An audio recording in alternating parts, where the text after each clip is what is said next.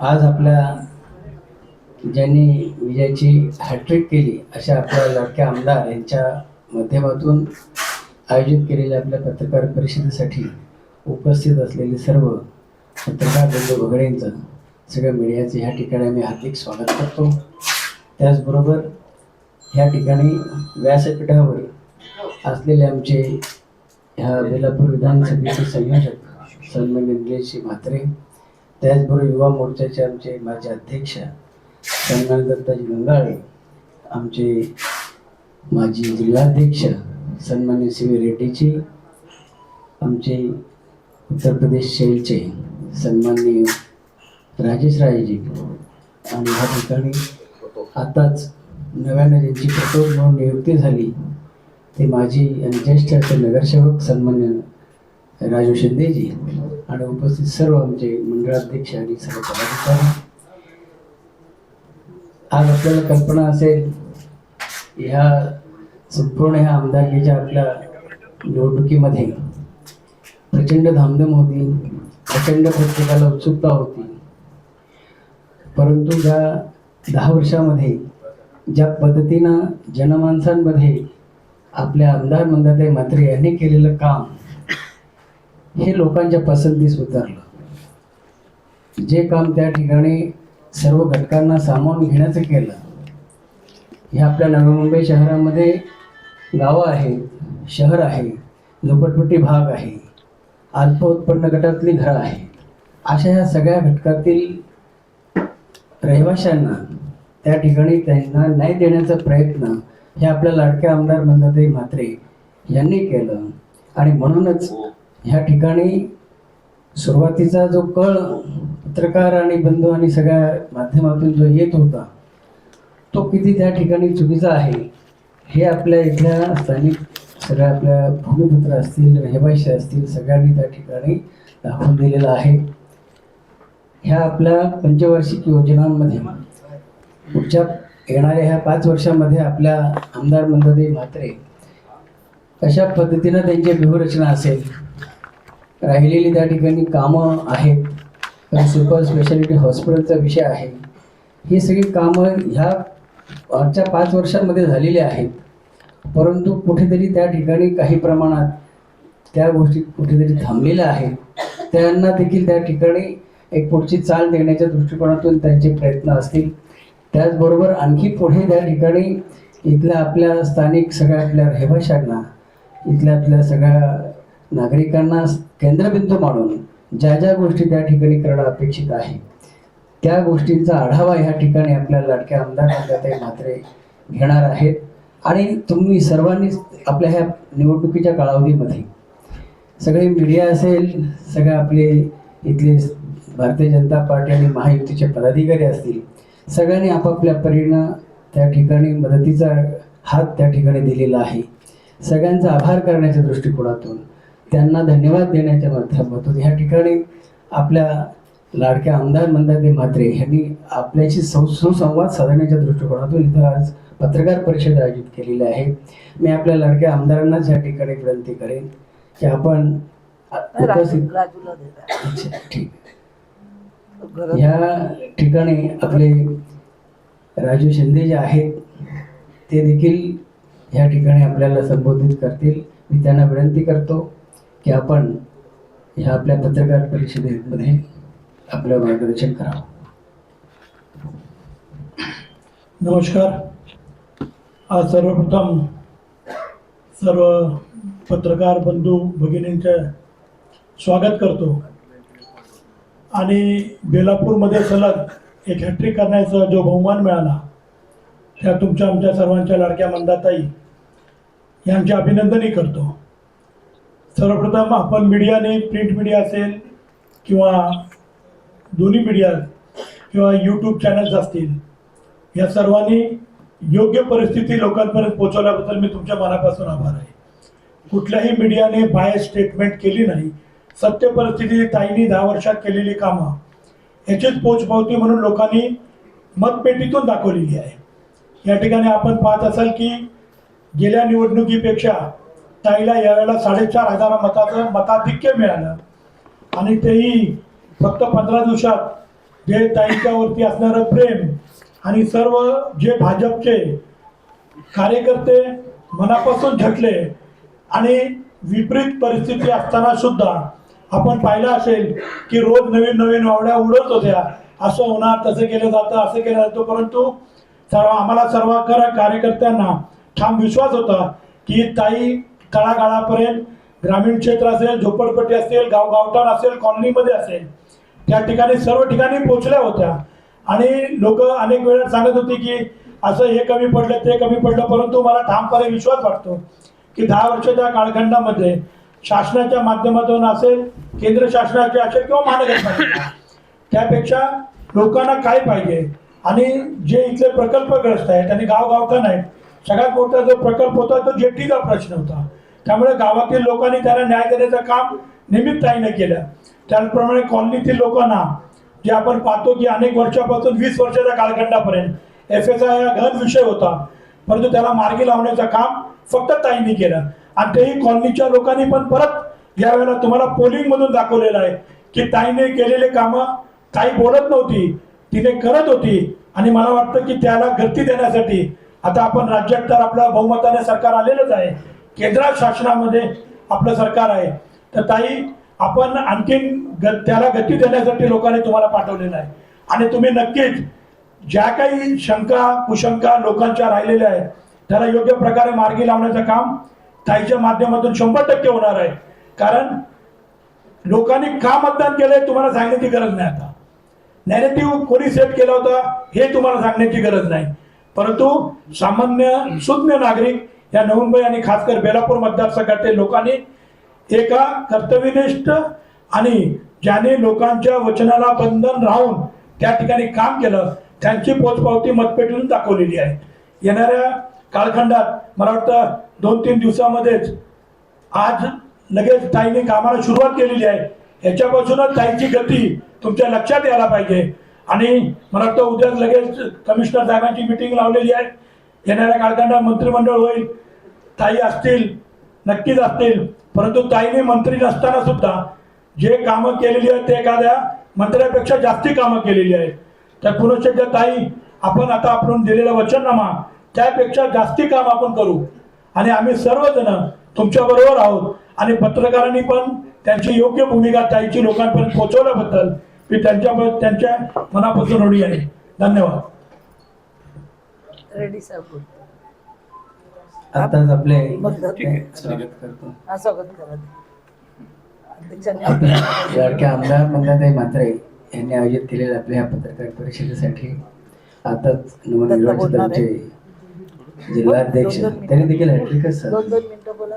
जिल्हाध्यक्षांची हे 2 रामचंद्र गरज साहेब त्यांचे हार्दिक स्वागत. मी या ठिकाणी आमच्या 2 मिनिटं दत्ता. ओके, एक सर्क्युलेट करा. व्यासपीठावर सगळेच आपल्याशी काही सुसंवाद साधू इच्छित आहेत. मी सर्वप्रथम आमचे माजी जिल्हाध्यक्ष साहेबांना विनंती करतो की त्यांनी आपल्या या ठिकाणी मार्गदर्शन करावं.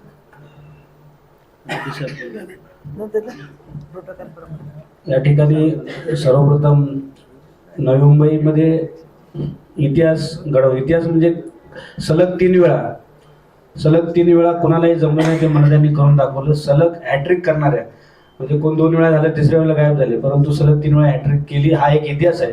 त्याची नोंद या नवी मुंबईच्या राजकारणात झाली. त्याबद्दल मला यांचं या ठिकाणी आपल्या सर्वांच्या उपस्थितीत या ठिकाणी अभिनंदन करतो. ताईंचा काल काही ठिकाणी पोस्टर लागले की विजय 377 377. आपण बघितलं गेल्या वेळेपेक्षा 4.5 झालं. 4,500पेक्षा जास्त मतांनी ताई निवडून आले. दुसऱ्या जी काही अपक्षांनी मतं घेतली त्यामध्ये आमची मतं होती. हा विजय जो आमचा आहे मंदाताईंचा जो सगळ्यांनी केला तो किमान 25,000च्या पुढचा विजय आहे. आणि याच्यामध्ये सर्वसामान्य नागरिकांच्या बाबतीत मतदारांच्या बाबतीत कुठली शंका नाही. ताईंच्या जाहीरनाम्यामध्ये जो वचननामा जो झाला त्याच्यामध्ये युवक असतील, महिला असतील, धार्मिक स्थळांचा प्रश्न असेल, विशेष करून महानगरपालिकेच्या खंडो नियमांतर्गत त्याबद्दल सर्व जे कॉलनीचे रहिवासी असतील यांनी ताईंचे धन्यवाद दिले की खंडो नियमांतर्गत जे महापालिका कामं सुरू करणार आहे त्यासाठी सुरू करण्यासाठी ताई प्रयत्नशील असणार आहेत. महिलांसाठी विशेष ट्रेन आहे. या सगळ्या गोष्टींचा ताईंच्या जाहीरनाम्यामध्ये वचननाम्यामध्ये उल्लेख आला आणि ते ताई करू शकतील असा विश्वास त्या नागरिकांच्या मतदारांच्या मनात असल्यामुळे ताईंना तिसऱ्यांदा त्यांनी पसंती दिलेली आहे. ताई आता राजू शिंदेने उल्लेख केला त्याप्रमाणे आमची सगळ्यांची ही मागणी असणार आहे आमच्या वरिष्ठांकडे सुद्धा की 3 वेळा म्हणजे सलग तिसऱ्यांदा हॅट्रिक करणारे आमदार यांची इतिहासात इथे नोंद झालेली आहे, तर त्यांना मंत्रिपद मिळावं अशी आम्ही सर्वांच्या कार्यकर्त्यांच्या वतीने, नागरिकांच्या वतीने, मतदारांच्या वतीने आम्ही पक्षाकडे ती मागणी करणार आहोत.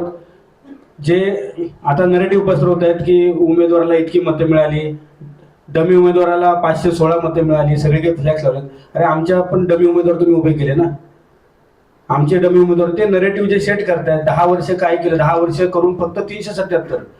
आणि मग तुम्ही 20-20 वर्षाचा डंका पिटवता. कौरवांची सगळी फौज घेऊन उतरले होते, कौरवांची सगळी फौज तिकडे होती आणि इकडे फक्त पांडव होते. त्यामुळे ते एक बघा, तुम्ही 377 20 वर्ष राज्य करता नोव्हेंबरवरती, मग 377 मध्ये तुमचा पराभव का झाला याचं उत्तर तुम्ही स्वतःच्या मनाला विचारा. त्यामुळे निश्चयाचा महामेरू वगैरे वगैरे शब्द प्रयोग जे केले. दुसरी गोष्ट, सगळ्याच गोष्टी याच्यामध्ये पॅक करत होत्या.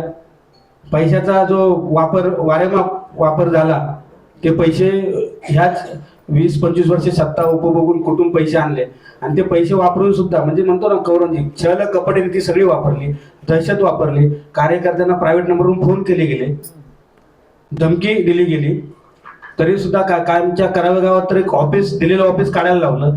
इतक्या खालच्या पातळीवर जाऊन राजकारण करून 377 मतांनी तुमचा पराभव का झाला. आणि तुम्ही सांगताय 10 वर्ष काम केल्यानंतर आमदार फक्त 377 आमदार आलेत, 25,000 निवडून आलेले आहेत. आणि त्याचं कॅल्क्युलेशन आम्ही जर मांडलं तर ते कुणालाही ते कोणते नाकारू शकत नाही, ते तुमच्या सगळ्यांच्या समोर आहे. त्यामुळे ह्या हुकुमशाहीचा या ठिकाणी बेलापूरच्या मतदारांनी हुकुमशाहीला नाकारलेला आहे. आणि खऱ्या अर्थानं, कारण कसं आहे की तिथे सेनापती निवडला गेला आणि सांगितले गेला निवडून द्यायचंय. इथे सेनापती लोकांनी ठरवला की मंदाताई आमच्या सेनापती आहेत. त्यामुळे लोकांनी निवडून दिलेला नेता या ठिकाणी निवडून आला.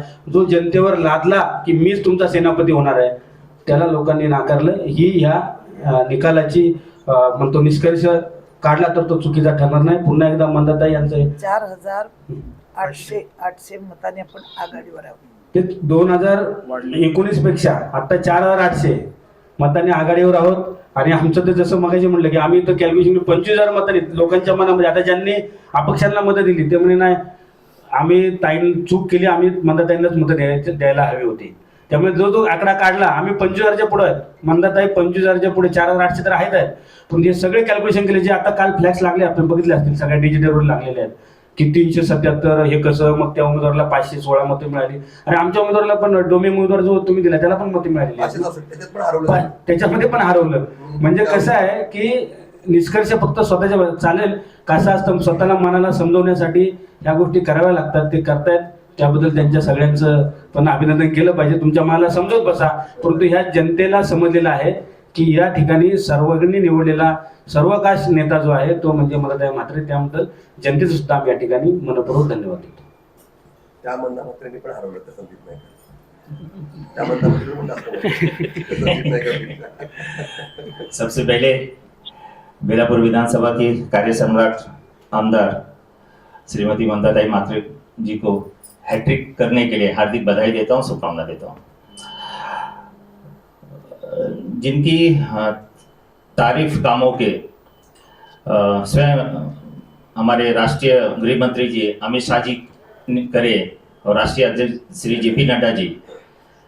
आपने देखा होगा कि जेपी नड्डा जी ये बोले कि विपक्ष के कोई भी लीडर अपने कामों का लेखा जोखा नहीं देता है, रिपोर्ट कार्ड नहीं देता है, लेकिन मंदाताई ने अपने रिपोर्ट कार्ड हमेशा प्रस्तुत किए हैं. और ये जो भी अहवाल में लिखे गए, मुझे बिल्कुल इसमें डाउट नहीं है कि इसमें एक भी काम बचेगा. और आने वाले 5 साल में बेलापुर विधानसभा में जो भी काम बचे हुए हैं सब पूरे होंगे और एक नई दिशा नई मुंबई के लिए देंगे. एक बात कर अपनी बात को विराम देता हूँ. धन्यवाद.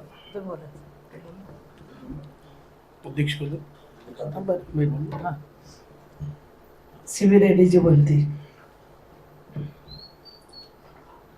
सभी को नमस्कार, जय श्री राम.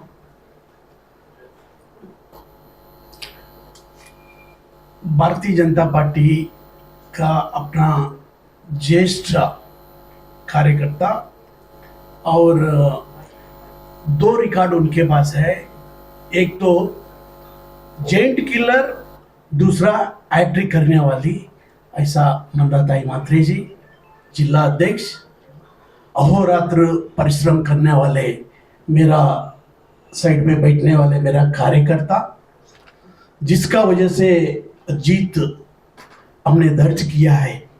ऐसा सभी बेलापुर मतदार संघ का जनता को नमस्कार करके, धन्यवाद करके मैं इतना कहना चाहता हूँ, भारतीय जनता पार्टी का काम जो है, जब भी इलेक्शन का रिजल्ट निकल के आते हैं तभी से शुरुआत हो जाता है।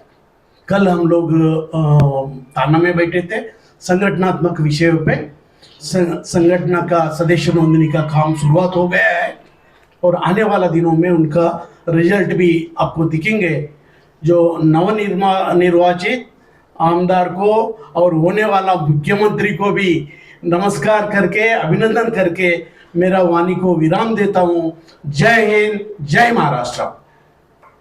जिल्हाध्यक्ष रामचंद्रजी गरत, त्याच्या अगोदर मी आमचे नगरसेवक दीपक पवार, आजी माझी पुढेही देऊन ठेवले सीट त्यांना, त्यांचंही स्वागत करतो आणि गरज साहेब बोलतील. सगळ्यांना नमस्कार. सन्माननीय आमच्या कार्यसम्राट आमदार मंदाताई म्हात्रे यांनी तिसऱ्यांदा निवडून येऊन एक हॅट्रिक मारली, त्यांचं खूप खूप अभिनंदन. आणि इथे बसलेले सगळे पत्रकार बंधू, तुमचेही आभार व्यक्त करतो की ताईंच्या ह्या सगळ्या प्रचार मोहिमेमध्ये तुम्ही लोकांनी देखील आम्हाला सहकार्य केलं आणि तुमच्याशिवाय हे काम आम्हाला कठीण होतं असं मला वाटतं. ताईंच्या केलेल्या कामाच्या आणि येणाऱ्या कामाच्या या सगळ्या याच्यामध्ये आम्हाला विजय मिळाला असं मला इथं तुम्हाला विश्वासाने सांगावं असं वाटतं. ताईंचं प्रमुख काम जे येणार आहे ते म्हणजे सुपर स्पेशलिस्ट हॉस्पिटल. आत्ता जो मला उशीर झाला तो उशीर याच कारणाने झाला की त्या हॉस्पिटलमध्ये, जे हॉस्पिटल महानगरपालिकेने जवळजवळ विकलेले 40, तिथे एका गरीब पेशंटला 17.5 लाख रुपये बिल झाले. त्यांच्याकडे पैसे नाही आहेत, 3-4 लाख रुपये कमी पडत आहेत, म्हणून त्यांना डिस्चार्ज देत नाही आहेत. अशी परिस्थिती या नवी मुंबई महानगरपालिकेच्या क्षेत्रात आहे.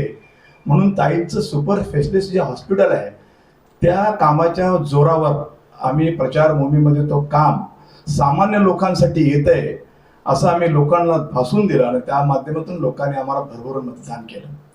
आता आमचे सहकारी दत्ता अंगाले म्हणाले की आम्ही 25,000 मतांनी जिंकलोय. हे खरंच खरं आहे. आता लोक दबक्या आवाजात म्हणायला लागली. आमचे वोटर, आमचे हक्काचे वोटर, समोरचा सिटीवाला नाटासाहेब जैन समाजाचा आहे आणि जैन समाजाचा असल्यामुळे गुजराती, मारवाडी आणि जैन यांनी मला दबक्यावर असं सांगितले की ह्या हिस्ट्रीमध्ये पहिल्यांदाच आमच्या समाजाला प्रतिनिधित्व मिळत आहे म्हणून आम्ही त्यांना वोट करतोय. म्हणून 20,000 मतं, 19,000 समथिंग मतं त्याला गेली आणि ती आमची मतं होती आणि म्हणूनच ताई ह्या नक्कीच 25,000 मतांनी निवडून आल्यात असं मला ते विश्वासाने सांगावं असं वाटतं. आणि त्यांची जी कामं येणाऱ्या काळामध्ये त्यांच्या मॅन्युफॅक्चरने त्यांनी दिलेली जी कामं आहेत, मला याच्यातनं 99% कामं ताईंच्या माध्यमातून येत्या 5 वेळेस होतील असा विश्वास आहे. कारण मी त्यांना गेली 15-20 वर्ष कामाच्या माध्यमातून ओळखतो आणि त्यांचं हे काम भरारीचं आहे. मला आता, मी एक संघटनात्मक प्रक्रियेमधला माणूस आहे, मी जिल्हाध्यक्ष आहे. मला कालच आमच्या मीटिंगमध्ये पुन्हा संघटनेत पुढे येण्यासाठी व्यवस्था केलेली आहे आणि त्या माध्यमातून एक सदस्य नोंदणी अभियान आम्ही सुरू करतोय. त्या सदस्य नोंदणी अभियानमध्ये आमचा एक नंबर आहे. बऱ्याचशा पत्रकारांना देखील आमचा सदस्य व्हायचा असं त्यांच्या तोंडून मी ऐकलेलं आहे, म्हणून तो नंबर मी इथे जाणून मधून तुम्हाला सांगतो. नावं ऑटोमॅटिक येतील, त्यांना ऑटोमॅटिक सगळ्या गोष्टी येतील. आमच्या ऑनलाईनच्या सिस्टममध्ये ते सगळे येणार आहे. त्याचा नंबर आहे, प्लीज तुम्हाला जर पाहिजे असेल तर लिहून घ्या. 8800002024 हा त्याचा एक नंबर आहे. या नंबरवर मिस कॉल दिल्यानंतर एक छोटासा फॉर्म येतो, एक लिंक येईल आणि त्याच्या माध्यमातून आपण तो फॉर्म भरल्यानंतर आपण त्याचं सदस्य व्हाल. म्हणून हे सदस्य अभियान आता आमचं सुरू झालंय. 100 रुपये भरले का? 100चं सक्रिय सदस्य नंतर करायचंय, पहिले आपल्याला हे सदस्य करायचे आहेत आणि आमचा एक मला विश्वास आहे की बेलापूर विधानसभेमध्ये आम्हाला जवळजवळ 91,000 समथिंग मतं मिळाली आहेत. प्लस आमची मतं दुसऱ्याकडे गेलेत, म्हणजे 1,00,000-1,15,000 मतं आमची इथे आहेत. ते लोक आम्हाला मानणार आहेत, म्हणून आम्ही समोर प्रदेशाला एक हे दिलेलं आहे, आमच्याकडून एक टार्गेट दिलेलं आहे. 1,00,000 बेलापूर विधानसभा आणि 1,00,000 ऐरोली विधानसभा इथून आमचे सदस्य आम्ही नोंदणीचं काम करतोय. आणि तुम्ही मला पुढे विचारणार आहेत, त्याचं मी अगोदरच उत्तर देतोय. मला माहिती आहे तुम्ही मला विचारणारच आहात. आमच्या मीटिंगमध्ये असं ठरलंय, प्रदेशाच्या मीटिंगमध्ये A+ आणि A यांना पार्टीमध्ये पुन्हा थारा दिला येणार नाही. फक्त B आणि C म्हणजे आमचे छोटे कार्यकर्ते जे दिशाभूल होऊन तिकडे गेलेले असतात त्यांना आम्ही पुन्हा सवराई घेणार आहोत, असं देखील मी तुम्हाला इथं सूचित करतो. कारण मला माहिती आहे तुम्ही विचारणारच आहात तो प्रश्न, तर अगोदरच तुम्हाला मी हे सांगतोय. A+ म्हणजेच आमदार लेवलचे आणि A म्हणजे नगरसेवक लेवलचे यांना आपण कदापि घ्यायचं नाही, अशा प्रकारच्या सूचना आम्हाला आलेल्या आहेत आणि त्या सूचनेचं पालन आम्ही करणार आहोत. छोटे कार्यकर्ते असतात ज्यांना आम्ही B आणि C समजतो, ते कुठल्या तरी आमिषाला बळी पडतात, त्यांना गुमराह करतात आणि त्या माध्यमातून त्यांनी काम केलं असेल. पण तुमच्या माध्यमातून त्या कार्यकर्त्यांना आवाहन करतो की ज्यांना स्वग्रही परत येत असेल त्यांना आम्ही वेलकम करू. धन्यवाद ताई, तुम्ही जे आमच्यासाठी एक चांगल्या प्रकारची संधी या बेलापूर विधानसभेमध्ये आणून दिली त्याबद्दल तुमचं खूप खूप धन्यवाद. जय हिंद. दीपक, सगळ्यांना नमस्कार. सगळे निवडणुकीच्या धामधुमीतून जरा रिलॅक्स झाल्यावर मला आपल्या सगळ्यांशी संवाद साधावा आणि आपल्याबरोबर एक स्नेहभोजन करावं या हेतूने आज खरं पालिकेत जायचं होतं की आम्ही कामाला सुरुवात केलेली आहे. काम करणारे लोक घरी बसत नाही. सकाळी जिल्हाध्यक्षांना फोन केला की आपल्याला आज पालिकेमध्ये जाऊन पुढील आपल्या भविष्यातले काही प्रश्न असतील, अडचणी, त्याच्यावर चर्चा करायची आहे. तर आयुक्त बोलले उद्या या. तर उद्या आम्ही सगळी मंडळी पुन्हा पालिकेत जाणार आहोत. तर पूर्वी अध्यक्षांनी गरज साहेबांनी आपले जे नंबर दिलेला आहे तो पत्रकारांनी सुद्धा आपल्या याच्यात टाकून जाहीर करायचं आहे की सदस्य नोंदणी अभियान भारतीय जनता पार्टीचं सुरू झालेलं आहे. आपल्याला ज्यांनी माजी अध्यक्ष आमचे रेड्डीजी, त्याचप्रमाणे दत्ता गंगाळेजी सध्या ते युवामध्येच आहेत, अजून त्यांचं प्रमोशन बाकी आहे. त्याचप्रमाणे आमचे उत्तर भारतीय सेलचे राजेश रायजी, आमचे नगरसेवक दोनच आहेत तिथे, दोनच आहेत. एक आमचे दीपक पवार आणि आमचे ज्येष्ठ रामचंद्र गरजजी, त्याचप्रमाणे आमचे महामंत्री, मला वाटतं आता परत तेच राहणार आहेत, राजेश पाटीलजी, डॉक्टर निलेश आमचं सगळं सांभाळत आहे. आणि मागे तर नंतर आभार मानेल आमच्या पक्षाने राजू शिंदेला प्रवक्ता दिलेला आहे. आणि आता पुढच्या कधी बैठकी राजू तुम्हालाच इथं अभ्यास करून येऊन बोलायचं आहे. आणि सगळे माझे शिलेदार ज्यांनी या निवडणुकीमध्ये अतिशय उत्तम कामगिरी केली आणि त्याचप्रमाणे तुम्ही सगळे पत्रकार बंधू आणि भगिनींनो, तुम्हाला सगळ्यांना मनापासून धन्यवाद देते. कारण तुम्ही अतिशय उत्तम प्रकारे माझी बाजू ही लोकांसमोर आणत होते आणि ते आणता कुठे झाला असेल नाही, पण तरी पण मी तो एक्सेप्ट करते. कारण काय होतं, काळाच्या ओघामध्ये कधी कधी बातम्या तशा लागल्या जातात, पण आपण खूप मला मदत केली आणि त्या मदतीचा परिणाम 91,500 850 मतदान झालं. कोणी मानो न मानो, पण मतदानाच्या वेळी जो गोंधळ झाला, जे बोगस मतं झाली, मेलेल्या माणसाची सकाळी मतदान झालं, त्याचप्रमाणे प्रत्येक मताला जो पैसा दिला गेला, म्हणजे आपण विचार करा, मतदान करणारे उतरतात. तुम्ही चांगला कॅन्डिडेट असाल, तुम्ही आवाहन करू शकता, चांगले कार्यक्रम राबवायचे आवाहन करू शकता, पण केवळ टार्गेट आमच्या लोकांना धमकीचे फोन प्रायव्हेट नंबरवरून. माझ्या स्वतःच्या मुलाला 4 फोन गरज साहेब, पण त्यांनी उचलले नाही. त्याला लक्षात आलं की हे प्रायव्हेट फोन कुठून तरी येतात. आमच्या इथं संजय वगैरे बसले, बरेचसे कार्यकर्ते आहेत. धंदे बंद, गाड्या बंद, म्हणजे अतोनात ऑफिस बंद. अशा पद्धतीची मी निवडणूक कधी पाहिली नाही. 2014ला मी निवडणूक लढली गणेश नाईक साहेबांच्या विरोधामध्ये, पण तेव्हा सुद्धा कधी गणेश नाईकांनी अशा प्रकारे कुठलंच वातावरण निर्माण केलं नव्हतं. सरळ सरळ आमची लढत झाली होती आणि खेळीमेळीच्या वातावरणात झाली होती. असं कोणाला दमदाटी, गुन्हेगारी, किती गुन्हेगार फिरत होते, किती गुंड आले होते त्याचा जर हिशोब घेतला, आणि किती वेगवेगळ्या संस्थांची लोक येऊन अंतर्गत इथे काम करत होती, हे तुम्हाला कल्पना पण नाही पत्रकारांना. पोलीस रिपोर्ट तो माझ्याजवळ येत होता, त्या पद्धतीने आम्ही सूत्र हलवत होतो. कुक्षेतमध्ये साहेब दादा खरंच साहेब किती गुंड, दिवाळा गावात किती गुंड, म्हणजे पूर्ण ही निवडणूक गुंडांनी हातळून ही ताब्यात घ्यायचं बेलापूर. कुठल्याही परिस्थितीत मार जोड करून हा बेलापूर ताब्यात घ्यायचा, ही जी भूमिका होती, त्या भूमिकेच्या विरोधात आज 91,500 लोक उतरले रोडवर आणि मतदान केलं. मी काही लोकांच्या घरापर्यंत नाही पोचली. लोक म्हणाले ना त्या चालू शकत नाही, त्या अनफिट आहेत, पण मी 2 निवडणुका अनफिट असतानाच केलेल्या आहेत आणि तिसरी निवडणूक आताही अनफिट आहे तरी मी करते. गंमत अशी आहे की या सगळ्या गोष्टी आतापर्यंत या बेलापूर मतदारसंघात नवा मुंबई झाल्या नव्हत्या. त्या घडण्याचं काम, घडवण्याचं काम ज्यांनी केलं त्यांना लोकांनी घरचा रस्ता दाखवलेला आहे असं मला आज सांगावंसं वाटतं. कारण खूप इतका ताण तणाव मी कधीच पाहिला नाही.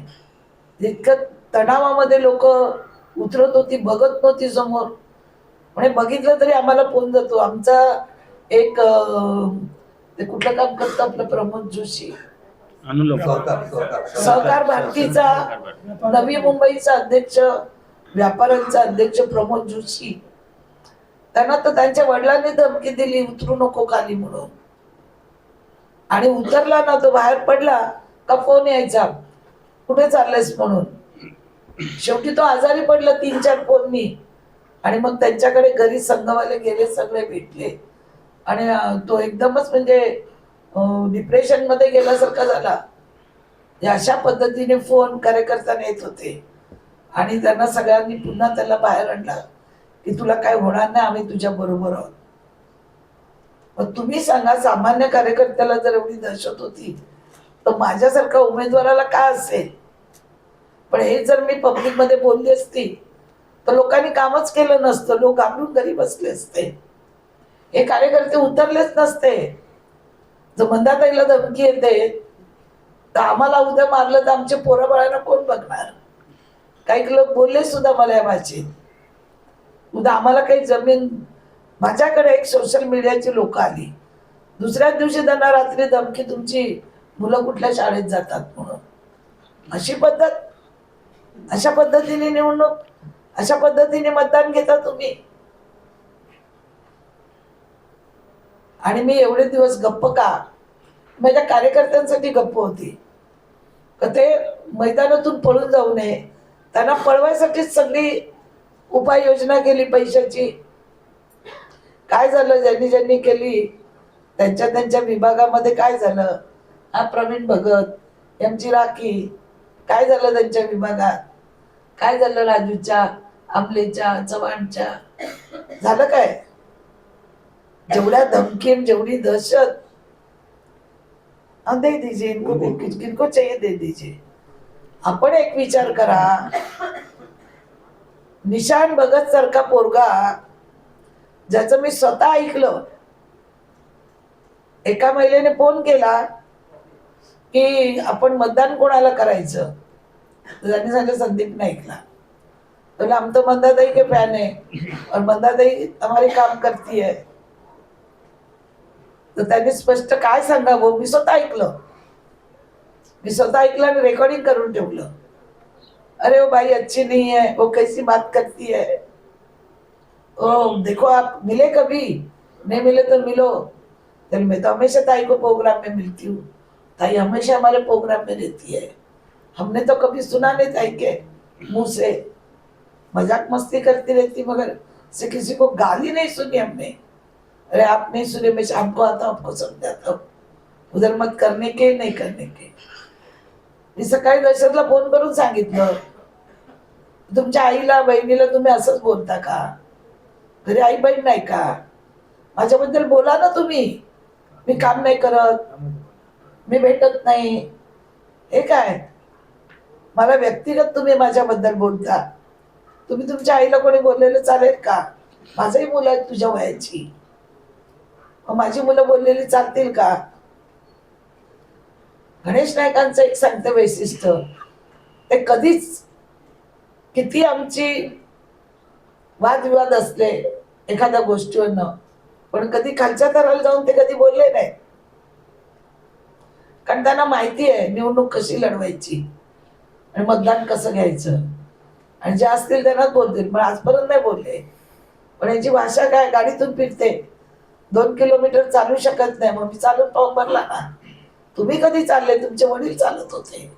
तुम्ही पण कार्यक्रमाच्या आता इथे येणार तर काय रोडवर गाडी ठेवून इथे चालत येणार तुंगा हॉटेलला? का तुंगा हॉटेल जवळच येणार ना? मी फॉर्म भरला ना 2 किलोमीटर चालून. मी चालू शकत नाही. त्याशिवाय मला पक्षाने तिकीट तिसऱ्यांदा दिली. कोण किती खोटं बोलतोय पक्षाला आमच्या माहिती असतं. भारतीय जनता पार्टी आहे, इथं मागायची गरज नाही मला मंत्रीपद वगैरे. अमित शहाजीने काय सांगितलं, इथं बोलू नका आपसात. अमित शहाजीने काय सांगितलं, इथे मागायचं नाही, ज्याला राहायचं त्यांनी राहा, ज्याला जायचं त्यांनी जा, पक्ष ठरवतो काय द्यायचं नाही द्यायचं. मी 10 वर्ष झाली कधी एक शब्दाने, घरात साहेब बोलले असतील नेहमी हे लोक आम्ही जाऊ का, मी सांगितलं नाही, या पार्टीत मागायचं नाही. आपल्याला नशिबात असेल मागायचं, पार्टी फोन करेल ना, बोलवेल मला. आणि मंत्री नाही तरी काय माझी कामं होत नाहीत का? त्याच्या 5 पटीने माझी कामं होतात. आता मी नवीन प्रकल्प तुमच्या पुढे मांडणार आहे की येणाऱ्या 5 वर्षात मी काय करणार. माझ्याकडे विजन नाही ना, मी अशिक्षित आहे, माझ्याकडे विजन नाही. त्याशिवाय प्रकल्प आले ना मुंबईत, त्याशिवाय स्मार्ट विलेज झाले एवढे. तुम्ही तर कधी वीट नाही लावली एक 25 वर्षामध्ये कुठल्या गावामध्ये. आज रिडेव्हलपमेंट बघून आणलो कोणी, 51% आणलं कोणी, 99 वर्षाचं लीज कोणी केली, सगळ्यांना माहिती आहे. सगळ्यांनी माझं बायोडेटा वृत्तपत्रातून वाचून फोन केले, मॅडम तुमचं काम आहे, तुम्ही येऊ पण नका. किती लोक बोलले, पण मी घर घर फिरणार. तू तरुण आहेस, तू दार फिरशील, 10 वर्ष का ना फिरलास, 2 महिन्यात तू फिरायला लागलास. तुला फिरायची पाळी आली माझ्यासाठी. जे मी काम केलं ना त्यासाठी तुम्हाला घर घर फिरायला लागलं. आणि नवी मुंबईची जनता मी सांगते, मी उद्या काय नेता बनून जरी राहिली तरी जी नवी मुंबईची जनता काम करणारालाच मतदान करणार. शुद्ध नागरिक आहेत. मी त्यांच्या मनापासून आपल्या माध्यमातून मी त्यांना धन्यवाद देते आणि आभार मानते की 91,500 लोक उतरली, मी कुठेही पैसे न वाटता, आणि मला मतदान केलंय भारतीय जनता पार्टीला, कमळाला, आणि पुढेही करणार. हे माझे शिलेदार आहेत, अजून खूप आहेत, 500 लोक आहेत, सगळ्यांना न्यायचं आहे. ह्यांनी रात्रंदिवस काम केलं, यांना सुद्धा धमक्या आल्या, घरातून बाहेर पडू नका. त्याला तर सांगितलं की आजारी आहे म्हणून सांग, बाहेर नाही पडा. इथपर्यंत मी ऐरोळीत एक फोन केला असेल कुठल्या कार्यकर्त्याला, आत्ता दाखवा, मी राजकारण सोडून देईन. पक्षाने तिकीट दिली, पक्षाचं काम करायचं. मला बरेच लोकांनी विचारलं, म्हणजे दोन्हीकडे कमळ. शेवटी पक्षाची काही शिस्त बिस्त आहे की नाही आपल्याला, तर त्यामुळे त्या शिस्तीत आपण 10 वर्ष भारतीय जनता पार्टीत आल्यानंतर ही शिस्त शिकलोय. तुम्ही कधी, मी तुम्हाला सांगितलं का एखादी बातमी पेरा की मला मंत्रीपद मिळालं पाहिजे? एखाद्या पत्रकाराला कधी सांगितलंय? कुठल्या चॅनलवाल्याला? ते साममध्ये येत होतं मंदा मंत्री. मी त्याला कशाला दाखवता, मला उगाच मिळत असेल ते पण कटवायचं. मंदाताईंनी टाकलं असेल साम घराच्या बाजूला आहे म्हणून. आपल्याला हे बघा, मी मंत्रीपेक्षा पण भारी आहे, मी स्वतःला समजते. संलग्न 3 वेळा निवडून आले या शहरामधून. काही लोक पडले, परत आले, परत पडले, परत आले, असं नाही. संलग्न 3 वेळा. आणि पूर्ण कोकणात एकमेव महिला आहे मी या कोकण पट्ट्यामध्ये. आणि मला मानणारा वर्ग पूर्ण महाराष्ट्रात आहे, नुसता नवी मुंबईत नाही आहे. महाराष्ट्रातून लोक माझ्यासाठी काम करायला आले. तरुण मुलं मराठा समाजाची आली, काही वंचितची आली, काही वेगळ्या वेगळ्या मला भेटली, माझ्यासाठी 8-8 दिवस काम करत होती. नाही आम्हाला ताई पाहिजे म्हणून. अरे तुम्ही 2 महिन्यापूर्वी येणार आणि बेलापूर असा कॅप्चर करणार नागान मिळका घातल्यासारखा, आणि इथली लोक काय बघत बसतील का? इतके मूर्ख आहेत का इथली लोक? ठीक आहे, पैशाच्या जोरावर मतदान आणलं खेचून, दादागिरीच्या जोरावर आणलं मतदान खेचून, याच्या पुढे काय? आणि गरज साहेब कोणालाही घ्यायचं नाही, एकालाही घ्यायचं नाही, ना छोटे ना मोठे. राहा तिकडे बसा. आता आपल्याला भविष्यामध्ये या 5 वर्षात काम करायचं आहे. तर पहिला आपल्याला प्रोजेक्ट आणायचं आहे. आपलं ह्याच्यातून वेस्ट सगळं जे आपलं कचरा आहे त्या कचऱ्यापासून आपण पहिलं निर्मिती करणार आहे. एक वीज निर्मितीचा प्रकल्प, कारण या शहरामध्ये जी वीज आहे ती भरपूर विजेचं बिल महानगरपालिकेला भरावं लागतं. त्याचप्रमाणे सोलर आपण मध्यंतरी चाललं होतं ते सोलरचं मोरबी डॅमवरती. आता सोलर करताना मोठमोठ्या सोसायटी आहेत, ह्यांनी जर सोलर बसवलं तर त्यांना प्रॉपर्टी टॅक्समध्ये आपण आयुक्तांना उद्या मागणी करून कमी करून देऊ त्यांना, म्हणजे प्रॉपर्टी टॅक्स कमी करून देऊ त्या सोसायट्यांना. त्या जेवढ्या मोठ्या सोसायट्या आहेत त्याच्यामध्ये सोलर बसवणं कंपल्सरी जर पालिकेने केलं तर आपल्याला त्यांना टँकीसला तर त्याची वीजचा वापर होईल.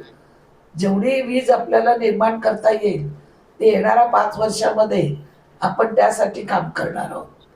दुसरं माझं असं आहे,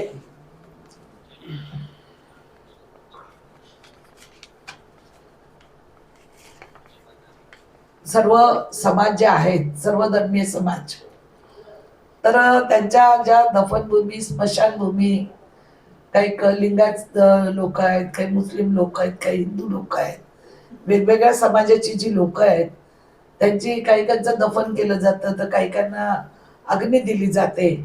तर अशा लोकांच्या ज्या सर्व धर्मियांच्या ज्या स्मशानभूमी आहे त्यासाठी एक वेगळी MIDC कडनं जागा त्या तुर्ब्या झोपडपट्टीच्या किंवा त्या साईडला भरपूर जागा जी आहे, ज्या आता क्वाऱ्या सगळ्या बंद पडलेल्या आहेत, या साईडला घेऊन एक चांगलं असं सर्वधर्मीय स्मशानभूमी वेगळ्या पद्धतीने, जिथे आपण शेवटचं क्षण जातो त्या शेवटच्या क्षणाचं जाताना त्या माणसाला सुद्धा सुखदायक वाटलं पाहिजे, अशा पद्धतीने आपण सर्व धर्मीयासाठी स्मशानभूमी वगैरे हे करणारच आहोत. त्याचप्रमाणे आताच माझं बोलणं झालं, सगळे अधिकारी आलेले, हॉस्पिटल मेडिकल कॉलेजचं 2 टेंडर आलेले आहेत. त्यात उद्या वगैरे आम्ही भेटून ते कशा पद्धतीने करता येईल ते आम्ही बघणारच आहोत. त्याचप्रमाणे आपल्याला गावगावठण हा विषय पहिल्यापासूनच आहे आपला. त्या गावगावठणला मूळ स्वरूप हे आपल्याला कशा पद्धतीने देऊन त्यांची घरं कायमस्वरूपी करायचा जी मी आणला होता, त्या त्रुटी काढल्या होत्या. त्या त्रुटी येणाऱ्या पहिल्याच महिन्यामध्ये मी असतील, गरज साहेब असतील, राजेशजी असतील, राजू, सर्व आम्ही ग्रामस्थांचं शिष्टमंडळ घेऊन जाऊ. ग्रामस्थांच्या ज्या ज्या काही अडचणी राहिलेल्या आहेत त्या सोडवण्याचं काम पहिलं करणार आहोत. त्याचप्रमाणे झोपडपट्टी पुनर्विकास हा माझ्याकडे होत होता, त्यावेळी अधिकाऱ्यांना रोखून जी नाव नोंदणी सुरू केली होती ती बंद केलेली आहे, ती करणार आहोत. त्याचप्रमाणे सिडकोमध्ये जे पालिका कर्मचारी आहेत, 1 मिनिट आपसमध्ये नका, जे पालिका कर्मचारी आहेत, जे सिडको कर्मचारी आहेत, जे इथले भूमिपुत्र ग्रामस्थ आहेत, अशा ज्या कमी बजेटची जी लोक आहेत, मग त्यात पत्रकार पण असतील, सर्व यासाठी त्यांना घरं मिळावी आणि ती स्वस्तात चांगली घरं मिळावी त्यासाठी मी प्रयत्न करणार आहे. पहिल्याच मीटिंगमध्ये सिडको, कारण आपण सर्वांना घरं मातानी मापाडीनं पण दिले, पण काही लोक अशी राहून गेलेले आहेत जे नंतर आलेले आहेत त्यांच्या सर्वांच्या रिटायर झाले पोलिसांचे कर्मचारी कुठे जाणार, जे इथे 40-40 वर्ष राहिले, पालिका कर्मचारी जे इथं राहतात आहे कुठे जाणार. आमचे ग्रामस्थामध्ये खूप लोक गरीब आहेत, काही श्रीमंत आहेत, त्यांचे बंगले आहेत, पण काहीकांचं काहीच नाही. ते अजूनही छोट्याशा घरात राहतात कुटुंब वाढल्यामुळे. कुठे त्यांनी जागा वाढवली नाही, कुठे जागा चोरी केली नाही. असे जे लोक आहेत त्यांच्यासाठी सुद्धा घरं ही राखीव शिडकोनी ठेवावी. त्यासाठी शिडकोची माझी पहिली बैठक यांना सगळ्यांना घेऊन होणार आहे.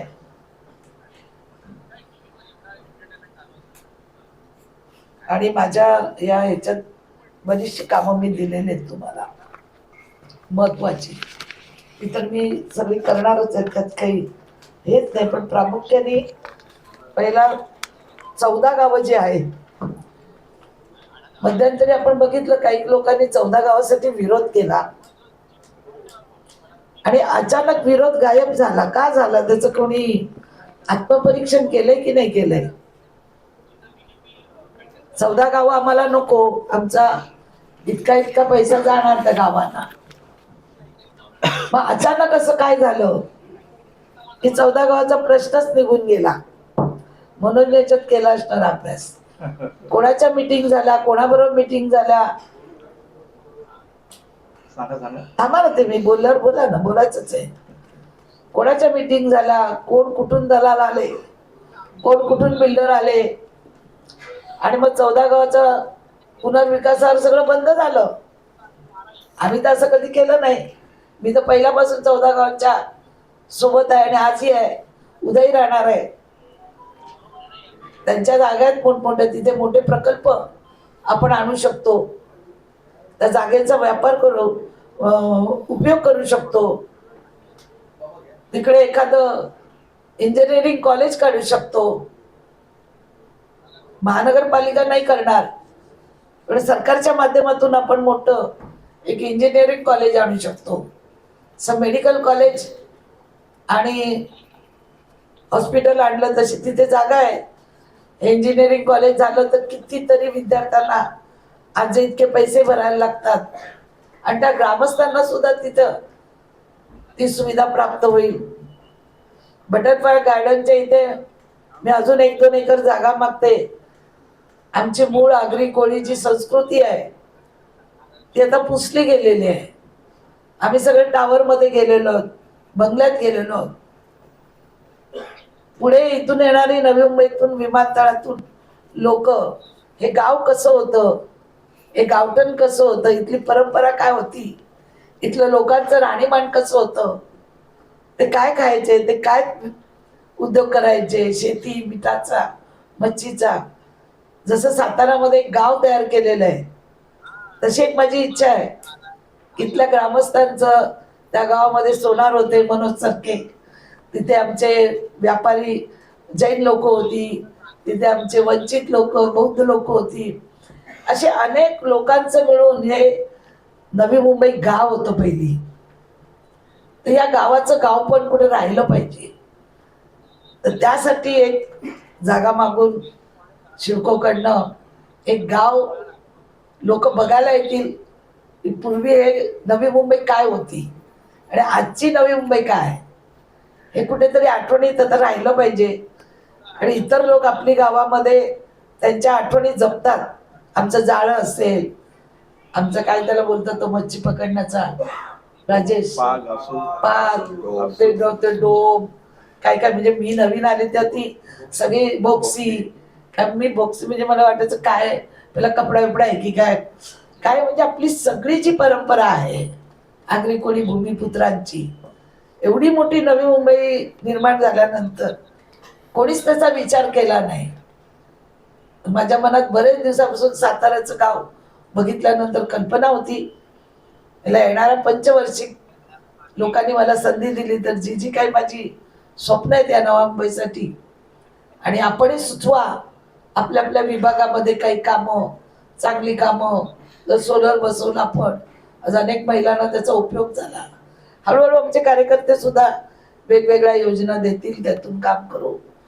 आता जेवढी मैदान आहेत घरत साहेबांच्याकडे आहे त्यांना सुधारायचंय, त्यांना चांगलं करायचंय, खेळाडूंना प्रोत्साहन द्यायचंय, बेलापूर गावाचं स्मार्ट विलेज करायचंय. जी जी गावं मला जागा देतील अतिक्रमण काढून त्या गावांना स्मार्टनेस कडे न्यायचंय मला. आणि विजन नाही, घरात बाई असते ना तिलाच विजन असतं.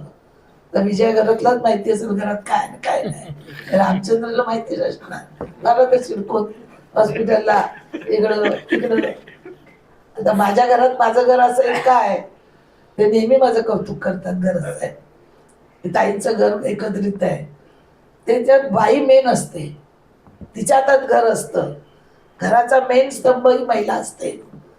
तिने जर नवऱ्याला आल्यावर सांगितलं सून चांगला नाही वागत मुलगा, तो भांडणं होतात. तिने सांभाळून घ्यायचं असतं घर, चुका माफ करायच्या असतात, सुधारायला टाइम द्यायचा असतो, तेव्हा ते घर चालतं. आणि माझ्या घराप्रमाणेच मी बेलापूरचा विकास केलेला आहे. जा सगळी मंदिरं बघा, सगळ्या मंदिरामध्ये बघा, सगळं त्यांची त्यांची कामं चालले. कधी कोणाला मी मंदिर, मस्जिद, चर्च कधी कोणाची अडवणूक नाही केली आजपर्यंत. उगाच नाही एवढे 91,500 मतदान मिळते. मला पण कसे 30-40 कोटी वाटावे लागले असते, मला पण भ्रष्टाचार करावा लागला असता. एक तरी बिल्डर बोलला का तुम्हाला ताईनी या निवडणुकीत सुद्धा 5 रुपये मागितले? आज हॉटेलवाला पण बोलला मेरे तरफ से, मला नाही चाहिए आपके तरफ से. 30-40 हजारात मंदा म्हात्रे कधी कमी नाही होणार. आपण सगळे आलात, मला खूप बरं वाटलं की मला एक तुमच्याच बरोबर गेले 2 महिने काही खाता पिता नाही आला, तर मला एक जेवण होऊन जाईल, स्नेहभोजन होईल आणि माझ्या मनातल्या पण काही गोष्टी तर तुमच्यापर्यंत पोचतील. घरत साहेबांनी जो सांगितलेला नंबर आहे, सदस्य नंबर, सगळ्यांनी आजपासून सुरुवात करा. प्रत्येकाने 1,000 सदस्य करा आपापल्या विभागामध्ये. धन्यवाद. निवडणुकीच्या कालावधीमध्ये ताई तुम्ही म्हणतात की या बेलापूर विधानसभा मतदारसंघामध्ये गुंडशाहीचं राज्य होतं असं तुम्ही आता सांगितलं. मग ही गुंडशाही संपवण्यात तुम्हाला यश आलं का? आणि तुमची सत्ता, तुमचे गृहमंत्री राज्यात कार्यरत असताना या बेलापूरमध्ये गुंडशाही वाढली कशी? आता एकाने अचानक गुंड आणले, त्याला काय करणार? होम मिनिस्टर राज्य बघणार की एक बेलापूर? पण पालिका नवी मुंबई आयुक्त, पोलीस आयुक्तांनी त्या ठिकाणी जसं जसं आम्ही सांगितलं तसं ठिकाणी विदाऊट ड्रेसचे पोलीस ठेवले होते. आणि त्यामुळे त्या गुंडांना काही करता आलं. नाहीतर इथे जाळपोळ, मारामारी या उद्दिष्टानेच लोक आलेले. आणि DCM साहेबांनी फोन करून CP-ला सांगितलं होतं, ताई जे जे सांगेल तिथे तिथे लक्ष द्या. आणि ते लक्ष दिल्यामुळेच आज नवी मुंबई शांततेत हे मतदान झालं. नाहीतर इथे असे प्रकार घडले असते ना की तुम्हाला लिहिता लिहिता तुमची लेखणी कमी पडली असती. या पद्धतीचे इथे गुंड आले होते आणि पोलिसांचं सहकार्य नसतं तर आम्ही काय केलं असतं? जा तुम्ही कुक्षेत गावात जरा फोटो काढा कॅमेऱ्यातून, जा दिवाळा गावामध्ये CC कॅमेरे चेक करा. ही बाहेरची मंडळी कोण होती, कुठून आली होती, कोणी पाठवली होती? हे अशा पद्धतीने अशा व्हाईट कॉलरच्या गुंडांना निवडून देणार तुम्ही? ही नवी मुंबई, हा बेलापूर मतदारसंघ. तुमची मुलं नाही का उद्या मोठी व्हायचे? तुमच्या मुली नाही का उद्या मोठ्या होऊन कॉलेजला जायचे? ही गुंडगिरी आणून बेलापूर मतदारसंघाचा सत्यानाश करायचा आहे का?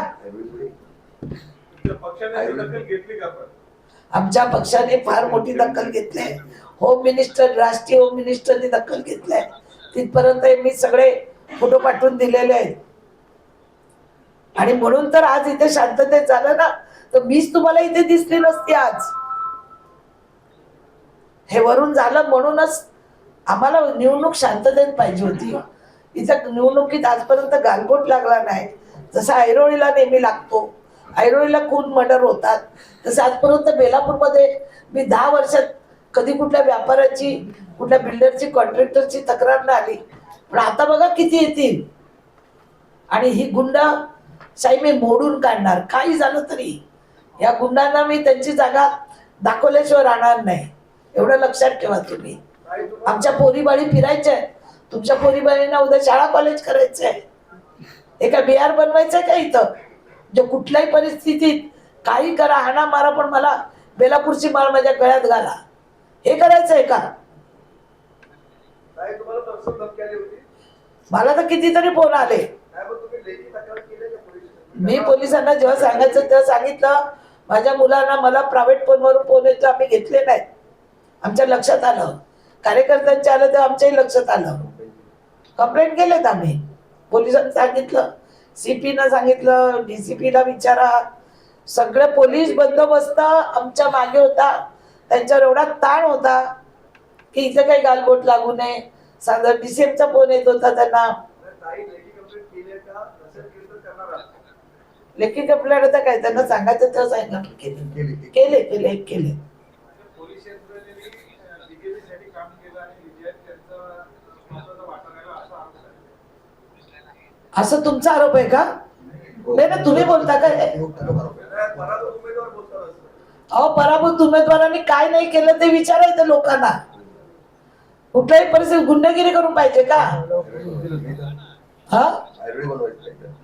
नाही ना, CCTV कॅमेरे काढा ना आणि बघायला सांगा पोलिसांना, काढा ना तुम्ही CCTV.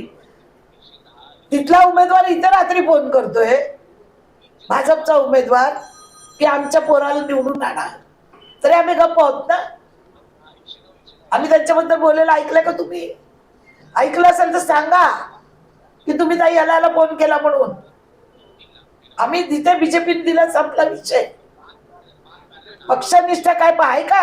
एका घरात 2-2. काय बीजेपी सोडून जे बाहेर दुसऱ्या पक्षात गेले, ते काही जण जर परत येणार असतील किंवा येत असतील तर तुम्ही घेणार आहात? नाही, आत्ताच सांगितलं. तुम्ही उशीर आला सांगितलं. कुठल्याही परिस्थितीत आमची प्रदेश अध्यक्ष बरोबर जी मीटिंग झाली त्या मीटिंग मध्ये सांगितलं की A+ आणि A कुठल्याही परिस्थितीत या लोकांना पुन्हा आपल्या पार्टीमध्ये थारा नाही, असं तुम्ही याच्या अगोदर सूचित केलं. येऊ इच्छित असेल तर येतात. आपण म्हणतो ना, शुभकामना. काल एकाने फोन केला, आता तुम्हाला सांगतोय, काल एकाने फोन केला, नाव नाही घेत, आमच्याच एका माणसाला सांगितलं, अरे खाना खाने को आ जाओ मेरे घर पे. वो बोला अभी क्या खाना खाने का है, जब आपको बोला कि ताई को छोड़ के मत जाओ तो आप गए, अभी क्या खाना खाने का है. नाव नाही सांगत तुला, एखादच सांगेन नाव. 4-5 लोकांनी कॉन्टॅक्ट केला. सगळे आम्हाला काही घ्यायचं नाही, आम्हाला काही इच्छा नाही आणि आम्ही त्यांचं विचारतही नाही. मी तर त्यांना पलट फोनही नाही केला. माझ्या जनतेवर पूर्ण विश्वास आहे. मला नाही करत, माझ्या आजूबाजूला करतात. मला करायची हिंमत पाहिजे, आता हिंमत पाहिजे, हिंमत. कारण त्यांची मी एवढी कामं केली होती. त्यांच्या जागेवर आता महापालिकेच्या निवडणुकीत नवीन चेहरे, नवीन हे काय, केवढे नवीन चेहरे आहेत आमच्याकडे. तुमचे विरोधक उमेदवार यांनी सगळीकडे बॅनर लावलेले आहेत, त्यांनी पत्रकारांशी संवाद साधताना पण हे असं सांगितलेलं आहे की ते लोकांच्या मनातले आमदार आहेत. कोण? कारण त्यांना 91,000 मतं. मग एवढा पैसा वाटला कशाला, गुंड एवढे आणले कशाला? अरे मेलेल्यांची नावाचे मतदान प्रश्न तर होऊ दे. सोड रे, तू काय मला विचारतो, मी सांगतो ना तुला. मेलेली माणसांचे मतदान, एक जण आलं जोडपं, ताई माझं मतदान झालं, मला आप इतना लेट का आहे? निर्णय केलं कारण का जीवन मतदान करणार नाही. तुम्हाला एवढी भीती का मंदा म्हात्रेची? ती मंदा म्हात्रे वाईट बोलते, वाईट बोलते, मी बोलते ते स्पष्ट बोलते. तुमच्या मागून खंजीर नाही मारत, तुम्ही माझ्या मागून खंजीर मारला. पक्ष सोडून अध्यक्ष होऊन संपूर्ण पक्ष संघटना घेऊन गेले तरी तुम्ही पडले. माझ्याबरोबर कोण नव्हतं ना, माझे 5 पांडव, तुमचे 100 कौरव. आणि शेवटच्या टप्प्यामध्ये त्या पश्चिम महाराष्ट्रातल्या दुपार मतदारांबद्दल एक तक्रार प्राप्त झाली होती महायुतीकडून. त्याचा पण फरक पडला का? हो, किशोरने केली. किशोरने केली. हो, आता एवढं माहिती ते नाही, आलेच नाहीत मतदाराला. तर लक्षात नाही माझ्या, आता एवढं घडामोडी झाल्या सगळ्या. काय तुम्हाला निवडून देण्यासाठी तुम्ही मागाशी बोलाल की सर्व जातीय, सर्व धर्मीय, बाहेरवाले, गाववाले सगळ्यांनी तुम्हाला मदत केली. हे प्रतिबिंब तुमच्या येणाऱ्या कमिटीमध्ये दिसेल का? 100% हे काय, दिसणार. ते पशाबाई बसल्या, आमचा ऐवल बसलाय, तो भगत वेगळा, तो आमले वेगळा, तो राजू वेगळा, चव्हाण वेगळा ही सुकड 18 पगड जातीचे उमरवार माझे इथेच बसलेले. इथं आमचं उत्तर भारतीय, इथं मराठा आहे, इथं साऊथ इंडियन आहे, इथं आणखी आगरी आहे, मागे मागे इथं मागे बेलदार आहे. मागे ते दुसरेच आहेत उच्च. अजून काय पाहिजे? एकमेव आहेत ते आमच्याकडे. काम करताना आईप्रमाणे मी जर कोणाला बोलली, तुम्हालाही बोलते मी नाही बोलत का? मी नाही बोलते ना. पण तुम्ही कधी असं बोलत का ताईची शिवी दिली म्हणून? शिवी वेगळी असते आणि बोलणं वेगळं असतं. मी तुमचं नेहमी दत्त दिनेशला बोलते, कधी मनोजला बोलते, मी त्याला नाही बोलली कधी, कारण ऐकू नाही. असं नाही, एक प्रेमापोटी आईपोटी बोलते मी. पण त्याचा अर्थ असा लावला माझ्या निवडणुकीत, माझी कामं बाजूला आणि मी चांगली नाही, ती कशी बोलते, ती कशी बोलते, ती अशी बोलते, ती तशी बोलते. अरे बाप रे बाप. मला वाटलं आता काल नगरसेवक भेटले, काल त्यांचे मला कुठे होतं ठाण्याला मीटिंग आलेले. आई नमस्कार, अभिनंदन.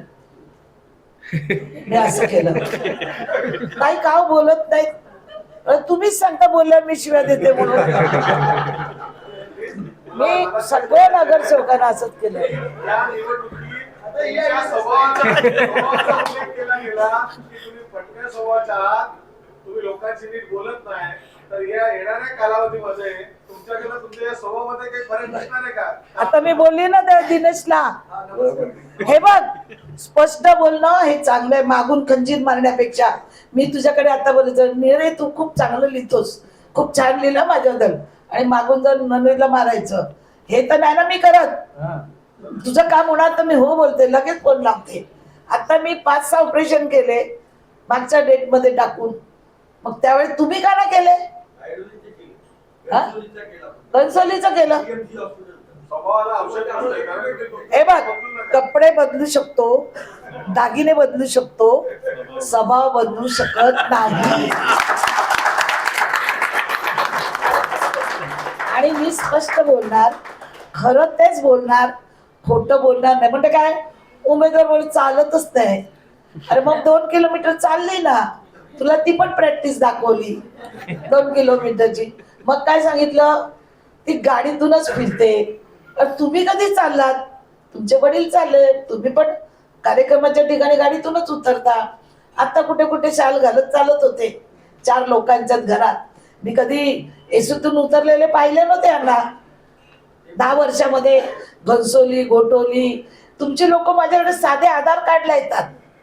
तुम्ही त्याला म्हणा, आमचे शर्माजी लिहिता इससे उमेदवार कहीं नहीं मिलेंगे.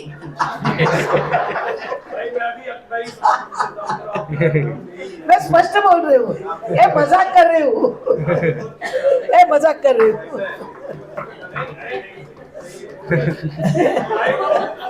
आता तुम्हाला हसवलं ते पण बोला, ताईने हसवलं.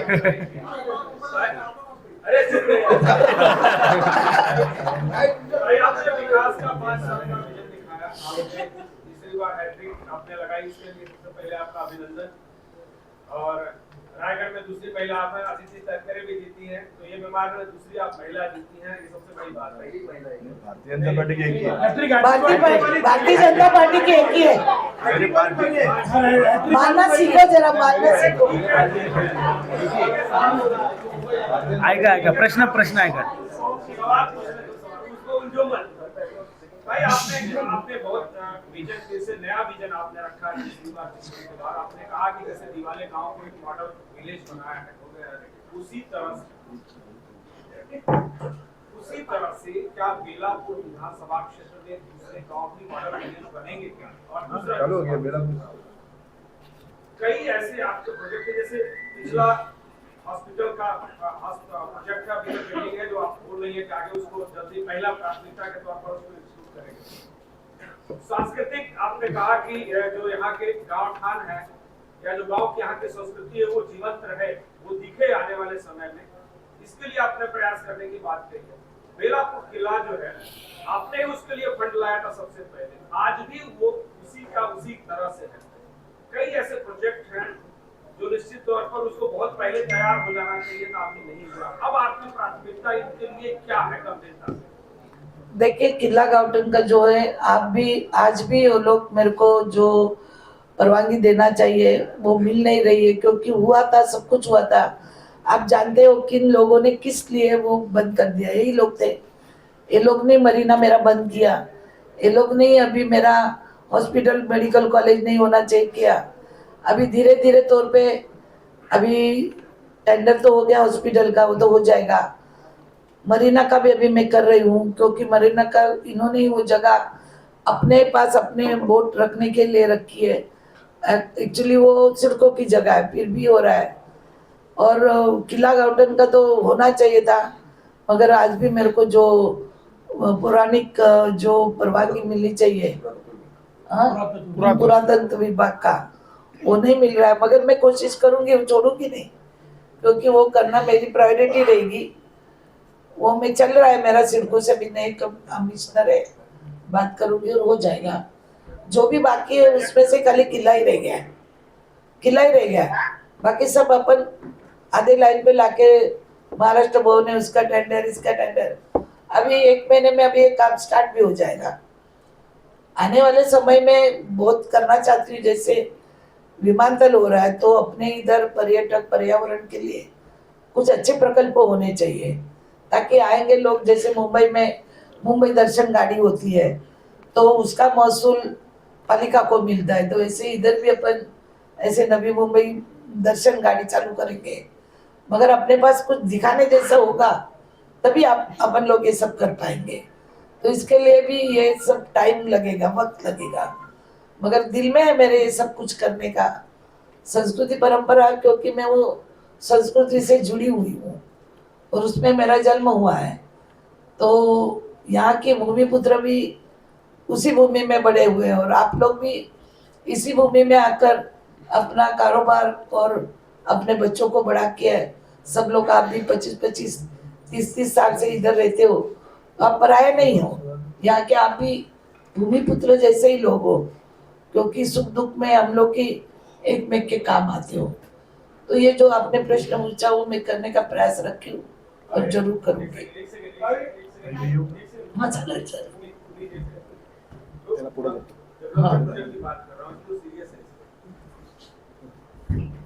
भाई आज से 2008 में 2009 में देखें तो सागर विहार से हावरक्राफ्ट चलती थी, लोग यहाँ से ट्रेवल करके सीएसटी तक जाते थे।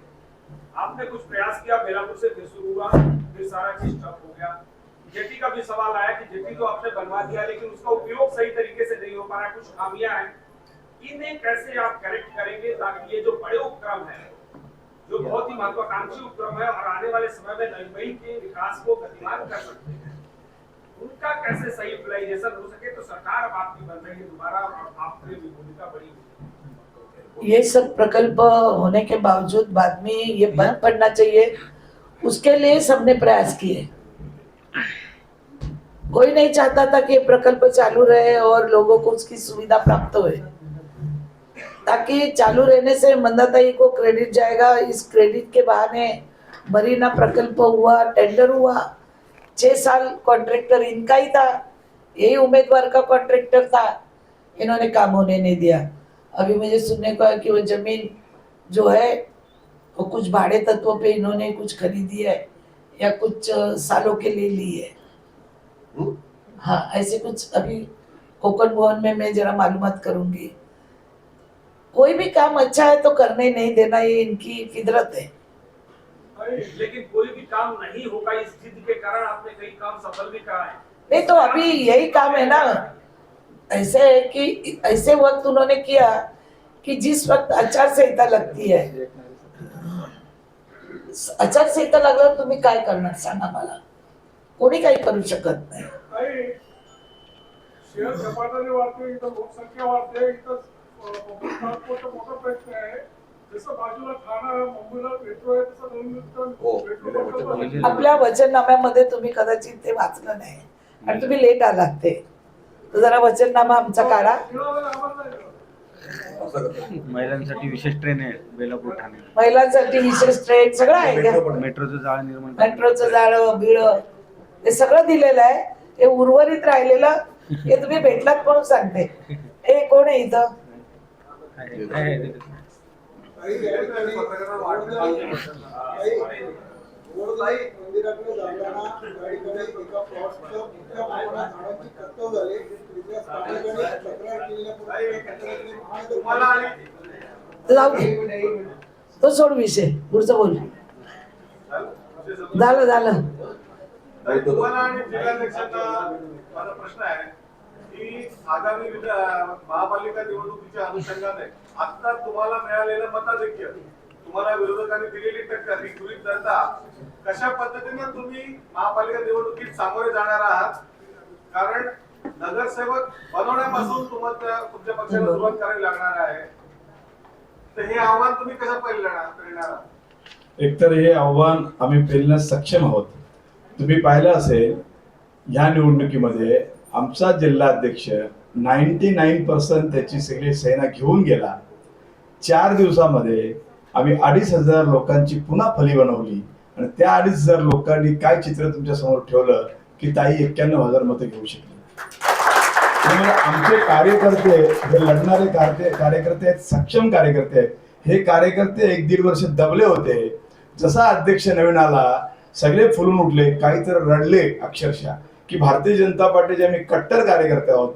भारतीय जनता पार्टीचं शेवटपर्यंत रक्ताच्या थेंबामध्ये आमच्या भारतीय जनता पार्टी आहे ना. अशा परिस्थितीमध्ये आम्हाला काहीतरी बाजूला करून सोडले होते आणि तो राग देखील या मतपेटीत दिसला गेला. बरोबर तब्बल 2,500 लोक आम्ही तयार केले आणि त्या 2,500 लोकांनी कमाल करून दाखवली आणि येणाऱ्या काळामध्ये हेच लोक ही पुन्हा कमाल करून दाखवतील असा विश्वास आहे मला. तुम्ही एवढा वर्ष अध्यक्ष, तुम्ही जेव्हा अध्यक्ष तेव्हा काही आमदार नाही. आम्ही आमची जोडी फेमस आहे भाऊ बहिणी. एकामेकाला लक्की होत आम्ही. ताईला तिकीट मिळालं म्हणून मला अध्यक्षपद मिळालं, मला अध्यक्षपद मिळालं म्हणून ताई निवडून आल्या. ती जोडी फिक्स आहे आमची आणि राहील काय तिची.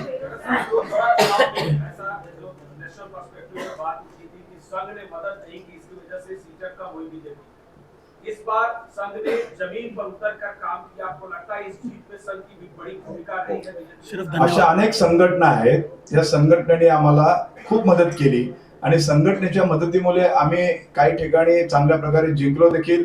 ताईंचं देखील जिंकण्यामध्ये त्यांचा सिंहाचा वाटा आहे असं मला या विश्वासाने सांगायचं. आता संघ को ही संघ जो है, संघ के लोग संघ का काम करते रहते हैं. वो कैंडिडेट कौन है क्या है ये उनके ऊपर कुछ नहीं रहता है. अच्छा कैंडिडेट कोई भी है उसके लिए संघ काम करता है. और संघ की बहुत सारी संगठनाएं हैं और पूरी संगठनाएं इधर काम कर रही थी. अंडरग्राउंड थी, पता नहीं थी, मगर काम बहुत हुआ है और सबका सहकार्य से मैं चुन के आई. आपका भी सबका सहकार्य, कार्यकर्ता, पब्लिक, जनता जो मुझे जानती थी. देखो ये जनता नहीं उतरती थी तो 91,500 वोट नहीं आते थे पीटी में. तो आपने देखा पोस्टल वोट भी मेरी तरफ सबसे ज्यादा थे, मगर दिखाई क्या गए टीवी में, पहले स्टार्ट में उनको ज्यादा है वो लीड पर, मगर पोस्टल वोट देखेंगे तो मुझे ही ज्यादा थे. और दूसरी बात ये जो अपक्ष खड़े नहीं रहते थे मेरे वोट खाने के लिए, तो आज वो 19,000 वोट थे, वो शिंदे के वोट थे, शिंदे ग्रुप के, वो मेरे को मिलते थे. तो मेरा लीड किधर जाता था. तो उसके वजह से वो जाने दो. एक वोट से जीता हो सिकंदर, बाकी की बात भूल जाओ आप.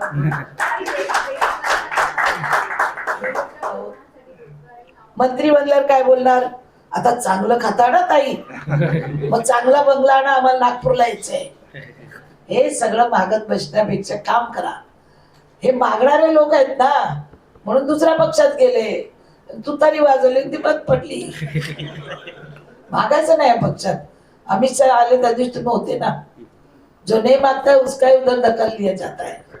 मागायचं नाही म्हणजे आपोआप आली ना तिसऱ्यांदा तिकीट. 10 दिवस घरी होती मी, कुठे गेली का? कुठल्या उद्योगपतीला फोन लावायला, अंबानी, अदानी, फदानीला कुठे कोटी रुपये घेऊन करत होतो, निवांत होतो, देवधर्म करत होतो. आली तिकीट. मला पक्षात विश्वास आहे, काम करणाऱ्याला इथे संधी मिळणार आहे. आणि लोक 6 वेळा उभे राहिले. देवेंद्रजी 7व्या वेळा उभे आहेत आणि मी तिसऱ्यांदाच आहे. तुम्हाला तिसऱ्यांदाच मी नकोशी झाली का? मी 6 वेळा उभे नाही राहू शकत का? मी 6 वेळा नाही उभी राहू शकत जगली तर. राहणार नाही. पण का असं कोणाच्या बद्दल बोलावं, का बोलावं? मी त्यांच्याबद्दल बोलली, ते 6 वेळा राहिले, 8 वेळा राहिले, 4 वेळा पडले, 4 वेळा आले, किती वेळा राहिले हिशोब काढा. आणि आज किती वय आहे? मी बोलली का? असं नाही.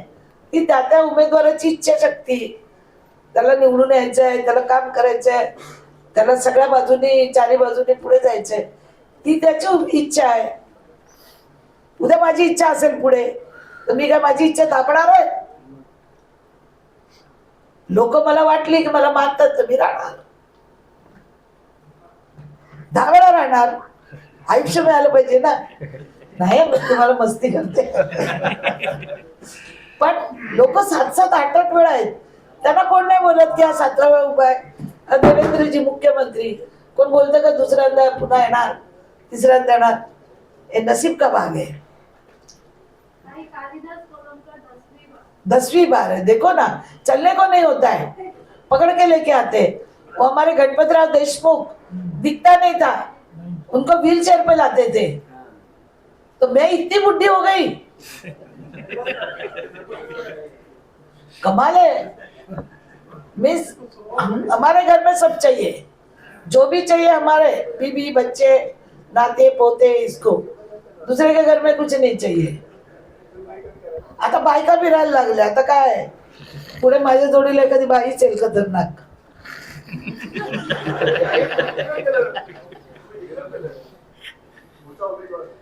कोण? मीच.